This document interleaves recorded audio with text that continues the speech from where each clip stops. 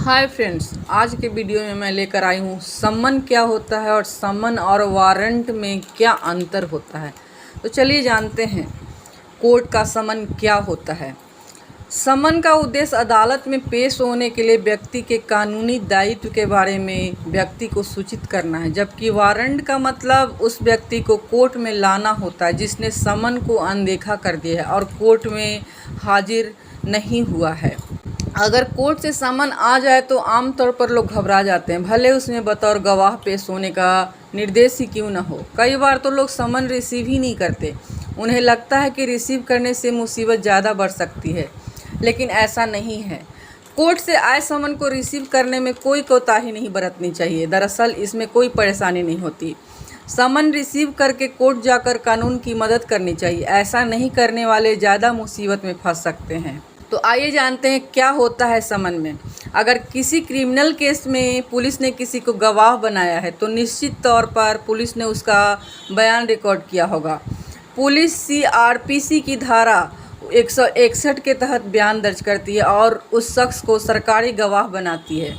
बयान पर गवाह के दस्तखत होते हैं। ऐसे मामले में जब ट्रायल शुरू होता है तो एक एक कर गवाहों को बयान के लिए अदालत से समन जारी होता है।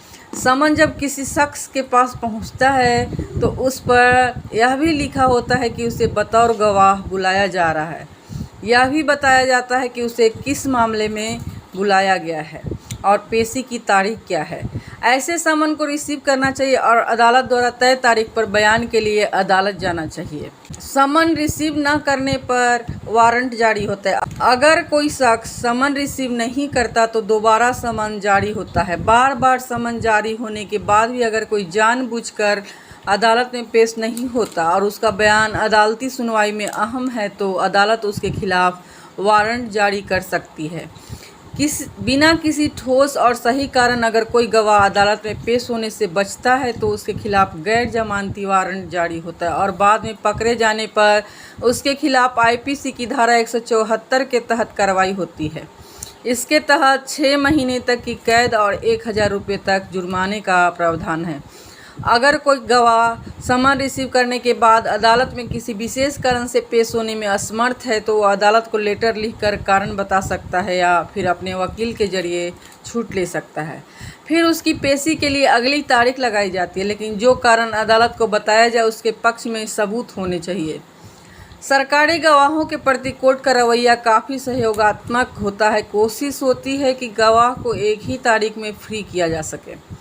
अगर गवाह ज़्यादा महत्वपूर्ण नहीं है और किसी कारण से उसकी पेशी सुनिश्चित नहीं हो पा रही है तो अभियोजन पक्ष की सहमति से उसे अदालत ड्रॉप भी कर देती है। कई बार ट्रैफिक चालान के समन आते हैं, इन्हें भी फ़ौरन रिसीव कर कोर्ट में पेश होना चाहिए। अगर ऐसे समन के बावजूद कोई शख्स अदालत में पेशी से बचता है तो उसके खिलाफ भी मोटर व्हीकल एक्ट के तहत कार्रवाई हो सकती है। अब आती है बारी समन और वारंट में क्या अंतर है। तो दोस्तों, इतना तो हर इंसान जानता है कि ये दोनों ही शब्द अदालती कार्रवाई में इस्तेमाल किए जाते हैं, लेकिन कोई भी इंसान इन दोनों शब्दों का सही तरीके से अंतर नहीं जानता। ज़्यादातर लोगों को ये पता नहीं रहता कि दोनों के क्या मायने होते हैं। शायद आपको पता ना हो, लेकिन हम आपको बता रहे हैं कि दोनों में काफ़ी अंतर है। आइए आपको बताते हैं कि दोनों में क्या अंतर है। समन किसे कहते हैं?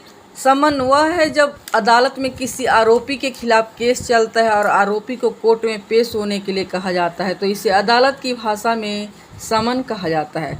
दूसरे शब्दों में कहें तो समन एक कानूनी नोटिस है जो सिविल और आपराधिक मामलों में जारी किया जाता है।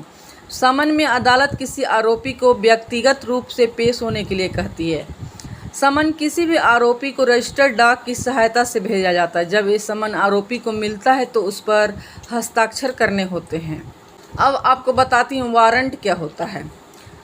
वारंट को कानूनी आदेश कहा जाता है। वारंट को जज या मजिस्ट्रेट द्वारा जारी किया जाता है। वारंट में किसी भी इंसान को गिरफ्तार करने, उसके घर की तलाशी लेने या दूसरे कदम उठाने के लिए कहा जाता है। आपने कई बार फिल्मों में भी सुना होगा। पुलिस बिना वारंट के किसी भी इंसान को गिरफ्तार नहीं कर सकती, ना ही किसी के घर की तलाशी ले सकती है। इन सब के लिए पुलिस के पास वारंट होना जरूरी होता है। वारंट जारी करने का अधिकार कोर्ट के पास होता है।